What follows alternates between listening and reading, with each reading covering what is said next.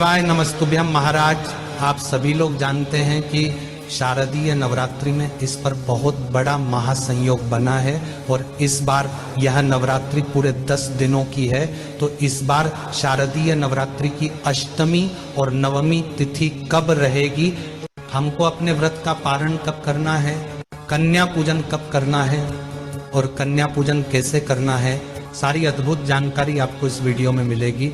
देखिए महाराज, वैसे तो नवरात्रि के पूरे 9 या 10 दिन बहुत अलग होते हैं और अपने में विशेष होते हैं, पर नवरात्रि में जो अष्टमी और नवमी तिथि होती है उसका बहुत ही बड़ा विशेष महत्व माना जाता है, क्योंकि दुर्गा अष्टमी के दिन कई लोगों के घर में अष्टमी की पूजा होती है और कुछ लोगों के घर में दुर्गा नवमी के दिन नवमी की पूजा होती है। इसलिए लोगों के मन में यह प्रश्न है कि इस बार शारदीय नवरात्रि में अष्टमी नवमी किस दिन पड़ रही है और हमें इसका व्रत कब रखना है और कन्या पूजन कब करना है।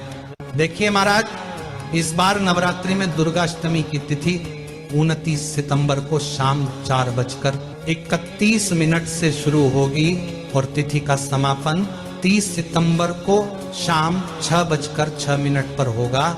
उदया तिथि के अनुसार दुर्गा अष्टमी इस बार 30 सितंबर 2025 के दिन मानी जाएगी और इसी दिन अष्टमी की पूजा होगी और कन्या पूजन भी आप लोग करेंगे। और एक देखिए महाराज, ज्यादातर लोग दुर्गा अष्टमी या महाअष्टमी के दिन ही कन्या पूजन करते हैं, तो अगर आप लोग भी इसी दिन कन्या पूजन करने वाले हैं तो कन्या पूजन का शुभ मुहूर्त वैसे तो सुबह से ही शुरू हो जाता है और दोपहर के लगभग 12 या 1 बजे तक चलता है। तो इस बीच में आप कन्या भोजन और पूजन करवा सकते हैं। और अगर आप अष्टमी के व्रत में कन्या पूजन कर कर अपने व्रत को खोलते हैं तो वह सारे कार्य भी आप कर सकते हैं। तो महाराज, जब हम बात करते हैं नवमी तिथि कब है और इसका व्रत कब रखा जाएगा और इस दिन कन्या पूजन कब करना है, तो देखिए महाराज, नवरात्रि में नवमी तिथि की शुरुआत 30 सितंबर को शाम 6:07 से होगी और इसका समापन अगले दिन 1 अक्टूबर की रात 7:01 पर होगा। उदया तिथि के अनुसार नवमी तिथि 1 अक्टूबर 2025 के दिन ही मानी जाएगी और इसी दिन आप सुबह से लेकर दोपहर के 12 या 1 बजे के बीच में कन्या भोजन करवा सकते हैं। और महाराज, कन्या भोजन करवाने के लिए आप अष्टमी को या नवमी को जब भी कन्या पूजन करें तो आप इस दिन सुबह जल्दी उठ जाए, स्नान कर ले और भगवानों को स्नान कर दे और पूजन कर ले और कन्याओं को भोजन कराने के लिए तैयारी शुरू कर दें।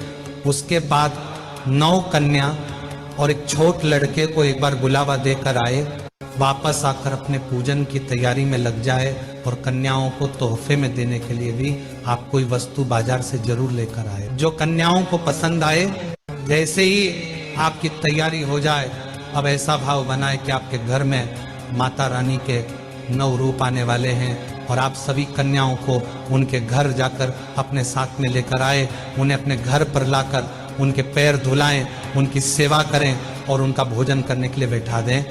उन्हें आराम से भोजन करने दें। भोजन करने के बाद उन्हें कुछ समय खेलने दें और आखिर में जब वह थक जाए उसके बाद आप उन सभी की पूजन करें, उनके पैरों में माहौर लगाए, उनको तिलक करें, उनको कुछ पैसे दें और जो भी तोहफा आप लेकर आए हैं वह सभी कन्याओं को दे दें। साथ ही में जो छोटा लड़का आप लेकर आएंगे उसकी भी आपको पूजन करना है। और अब आप सभी कन्याओं का पैर छूकर आशीर्वाद लें और अपने घर के सभी सदस्यों से भी बोले कि वह भी सभी कन्याओं से आशीर्वाद लें और छोटे लड़के के भी आप पैर जरूर छुए। महाराज, अब आप सभी कन्याओं को उनके घर तक छोड़कर आए और आपका कन्या पूजन यहाँ पर पूरा हो जाता है। वैसे कन्या पूजन सुबह के समय ही कर लेना चाहिए, पर लेट हो जाए तो दोपहर को 12 बजे से पहले कर ले तो अच्छा है।